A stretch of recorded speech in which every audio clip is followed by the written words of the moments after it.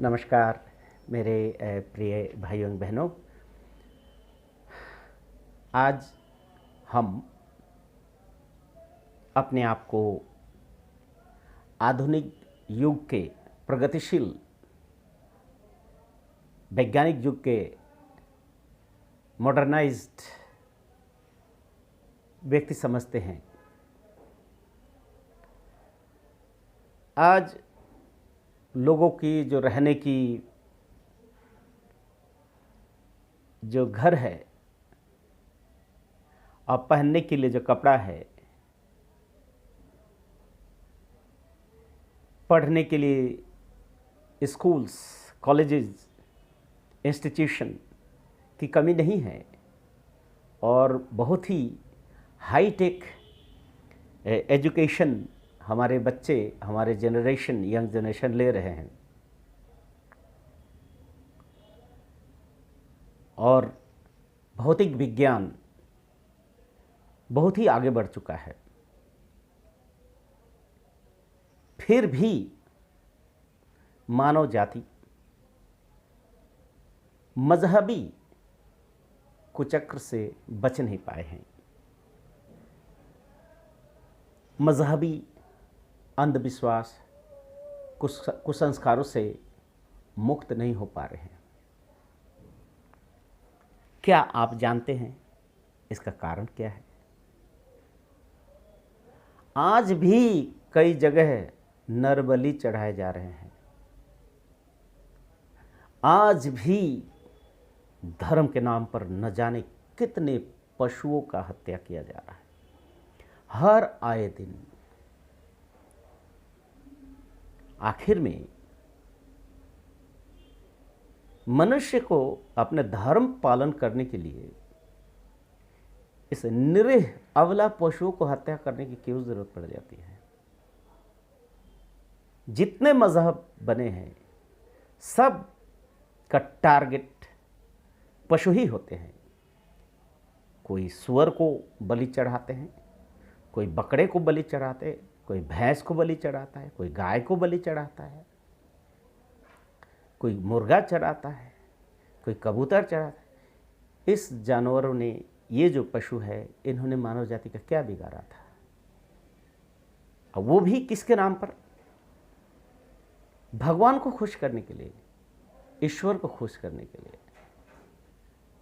आखिर में ये सब चीज और कितने दिन तक चलेंगे?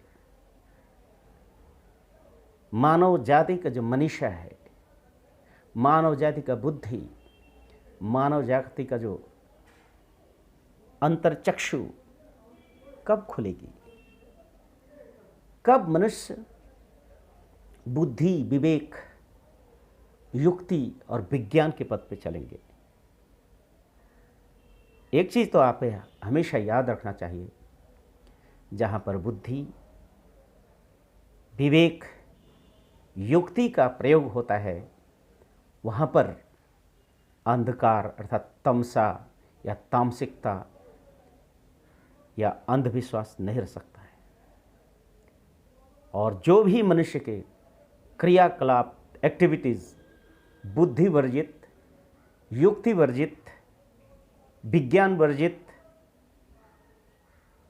होगी, वहीं पर अंधविश्वास, कुसंस्कारों का जमावड़ा होगा और वहीं पर मानव जाति अपने मुंह के बल पे आके गिरेंगे। मानव जाति आज भी एक भयंकर परिस्थिति से गुजर रहा है। एक तरफ पूंजीवादी अर्थनैतिक शोषण मनुष्य को दिन पर दिन भिखारी बनाते जा रहा है। गरीब और अमीरों का गैप बढ़ते जा रहा है। दूसरी तरफ मजहब मानव जाति को ऐसे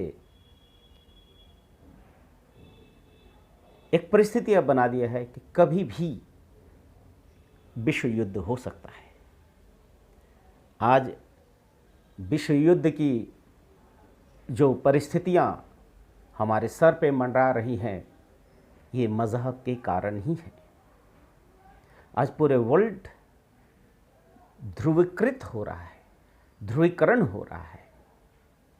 कौन इस्लामिक स्टेट को सपोर्ट करेंगे, कौन क्रिश्चियन वर्ल्ड को सपोर्ट करेंगे, हिंदू किस तरफ जाएंगे, बुद्धिस्ट किस तरफ जाएंगे। ये जो पोलराइजेशन है हो रहा है और इसका रूपरेखा भी बन चुका है, विश्व युद्ध के कगार पे है। क्या युद्ध से हमें धर्म की ज्ञान प्राप्त हो जाएगी? लाखों करोड़ों लोग के मरने के बाद सही धर्म की ज्ञान हमें मिल जाएंगी? क्या युद्ध ही मानव जाति के शांति के लिए एकमात्र पथ है? क्या मनुष्य का बुद्धि इतना विकास अब तक नहीं हो पाया कि हम इस विश्व युद्ध को रोक सकें? हर आए दिन कहीं बम धमाका, कहीं रॉकेट, कहीं मिसाइल, कहीं बॉर्डर पे गोलीबारी, ये चल रहे हैं किसके कारण? ऐसा नहीं कि ये लोग अनजाने में कर रहे हैं, नहीं, सब जानबूझ के प्लानिंग के तरह कर रहे हैं, प्लानिंग के तहत कर रहे हैं। तो मेरा ये कहना है कि बुद्धि, विवेक, युक्ति, विज्ञान को क्यों नहीं अपने जीवन का संपद बना ले, जिस संपद के माध्यम से हम संपूर्ण मानव जाति को एक सूत्र में बांध सकते हैं। आइए आज आपको धर्म के उस पहलुओं को हम टच करना चाहेंगे जो अलग अलग मजहबी मतवादों ने अब तक आज तक धर्म शब्द का स्पष्ट धारणा लोगों तक नहीं दे पाया है।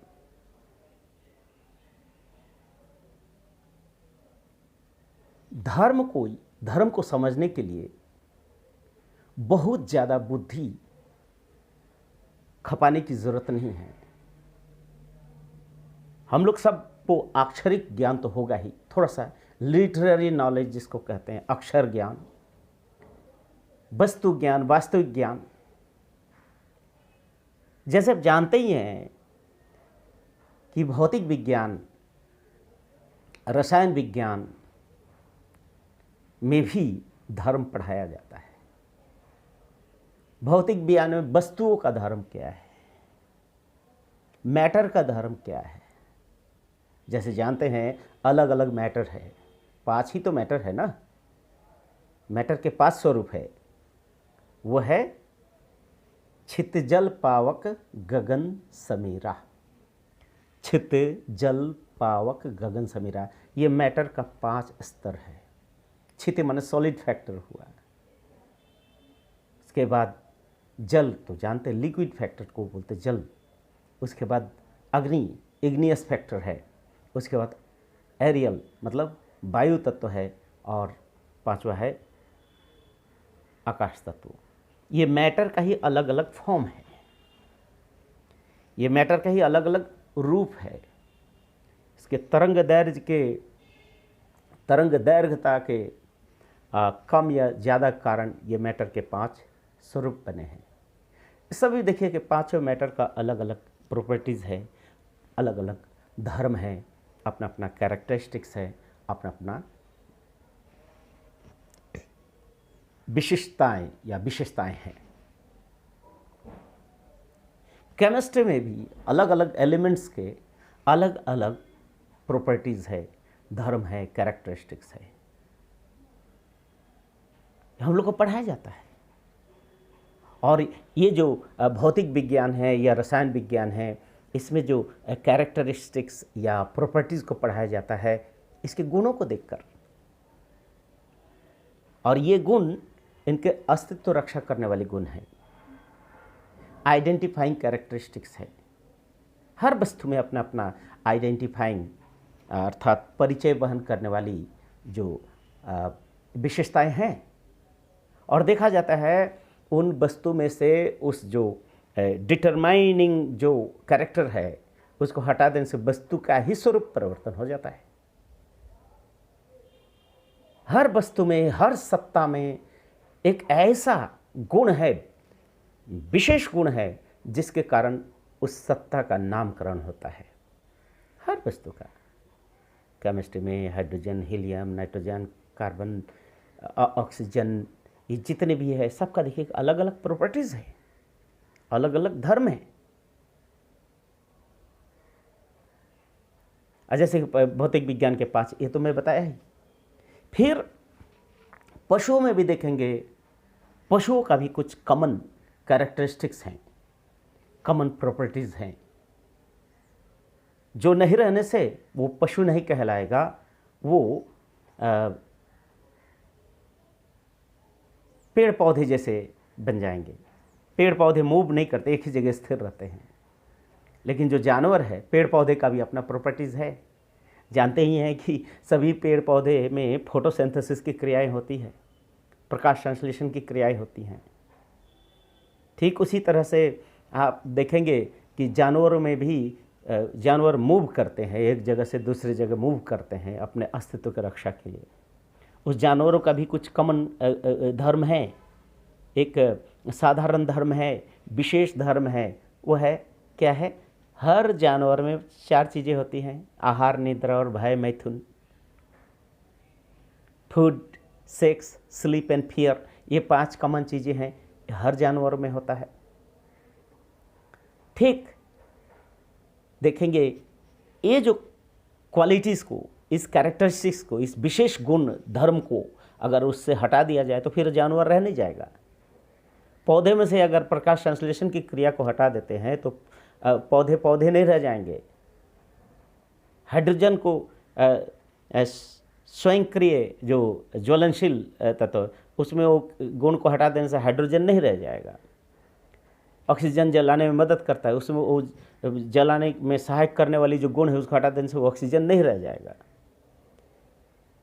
तो ये समझने की बात है कि देखेंगे हर वस्तु का अपना अपना स्वभाव है, अपना नेचर है, अपना अपना नेचर है, स्वभाव, स्वभाव, एग्जिस्टेंशियल पोटेंशियलिटीज, एग्जिस्टेंशियल कैरेक्टरिस्टिक्स हर वस्तु में है।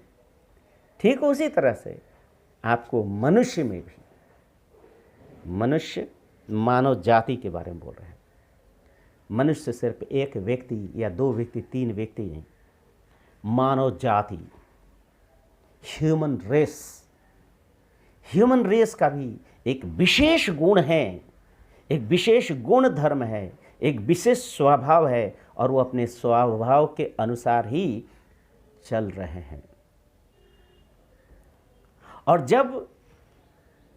जब से मनुष्य अपने स्वभाव के विरुद्ध जाके अपना आचरण करने लगे, तभी मानव जाति के पतन का दिन शुरू हुआ है।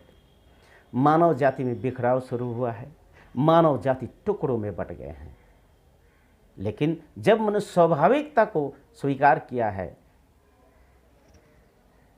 स्वाभाविक गुणों के आधार पर मनुष्य जब चलना शुरू करता है, तब तक ये जो डिवीज़न है, ये जो मार काट, दंगा फसाद, असहिष्णुता, असंवेदनशीलता, ये सारी चीज़ उस समय नहीं थे। संपूर्ण मानव जाति का जो है, मानव जाति का मतलब ही है मन प्रधान, अर्थात मन के स्वभाव के अनुकूल चलना, मन के स्वभाव के अनुसार चलना। तो मन का स्वभाव क्या है भाई? मन का, संपूर्ण मानव जाति के जित मन है, हर व्यक्ति के मन का स्वभाव देखेंगे एक ही है।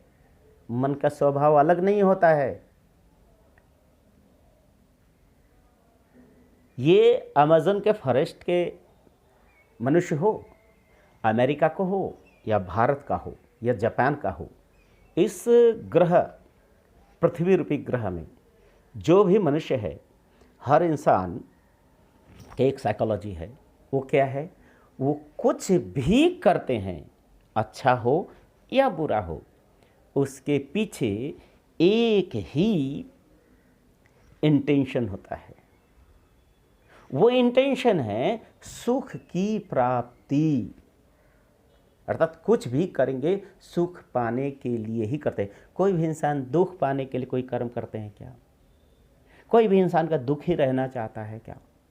नहीं। संपूर्ण मनुष्य कुछ भी काम करते हैं, ज्ञान विज्ञान के क्षेत्र में आगे बढ़ रहे हैं, शिक्षा दीक्षा, जिस जो हर चीज़ के पीछे एक ही ड्राइविंग फोर्स है, एक विशेष कैरेक्टरिस्टिक्स काम करता है, वो है सुख पाने की इच्छा। क्यों भूल जाते हैं आप? और सुख थोड़ा बहुत नहीं, अनंत सुख चाहता है इंसान।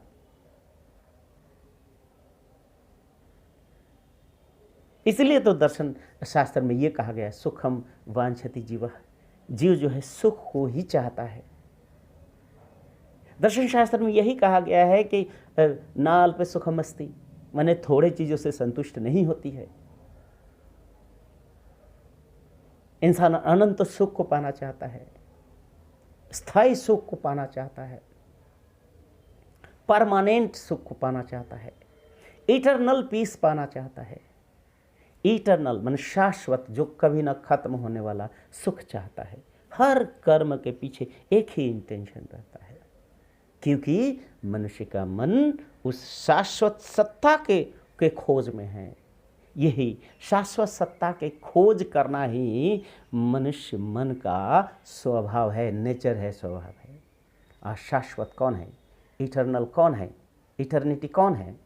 एक ही सत्ता है, जिसको दर्शन शास्त्र में परम चैतन्य सत्ता माना गया है, दर्शन शास्त्र में भूमा चेतना माना गया है, दर्शन शास्त्र में जिसे हम सुप्रीम कॉन्शियसनेस कहते हैं, दर्शन शास्त्र में जिसको आनंद का स्वरूप बोलते हैं, दर्शन शास्त्र में जिसे हम चेतना स्वरूप बोलते हैं, ज्ञान समुद्र बोलते हैं, जिसको आनंद मूर्ति कहते हैं, जिसको आनंद स्वरूप कहते हैं, वही आनंद स्वरूप ही वही परम ब्रह्म है। अब देख लिए, विज्ञान भी धर्म को मानता है, स्वाभाविकता को मानता है, ठीक उसी तरह से दर्शन भी उसी स्वाभाविकता को मानता है, अर्थात मनुष्य का मन अनादि अनंत चेतना की तरफ बढ़ रहा है। अनादि अनंत चेतना के खोज में, अनादि अनंत आनंद के खोज में चलना ही मनुष्य का स्वाभाविक धर्म है। इसीलिए तो कहा जाता है आनंद मार्ग के दर्शन में कि बृहदेश न प्रणिधानंश धर्म, मैंने बृहत मैंने शाश्वत को पाने की जो ऐषणा मनुष्य में है, वही तो धर्म है,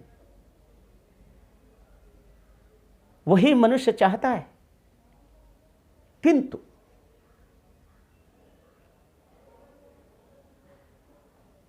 अल्प बुद्धि, विकृत बुद्धि, संकीर्ण बुद्धि संपन्न व्यक्ति उस शाश्वत सत्ता को खंड रूप में परिभाषित कर बैठा है।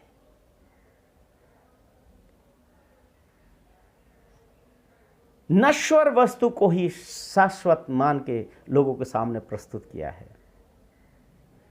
जो क्षणिक है, क्षणभंगुर है, नश्वर है, मॉर्टल है, वैसे ही चीज को सामने रख के उसी को जीवन का लक्ष्य बना दिया है। और ये जो दुष्कर्म जो किए हैं, वो तथाकथित विप्र वर्ग ने किया है, अपने बुद्धि में जो आया वही किया है, और मनुष्य के सामने एक कृत्रिम ह्यूमन मेड, मैन मेड मजहब को, मतवादों को हमारे दिमाग में इंजेक्ट किया है।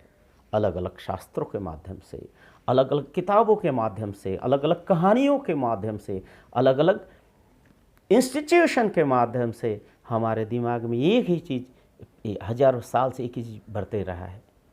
क्यों? क्योंकि शाश्वत सत्ता को जानने के बाद इंसान मुक्त हो जाता है, और जो मुक्त पुरुष होते हैं वो कभी अंधविश्वास कुसंस्कारों के कुचक्र में नहीं रहते हैं।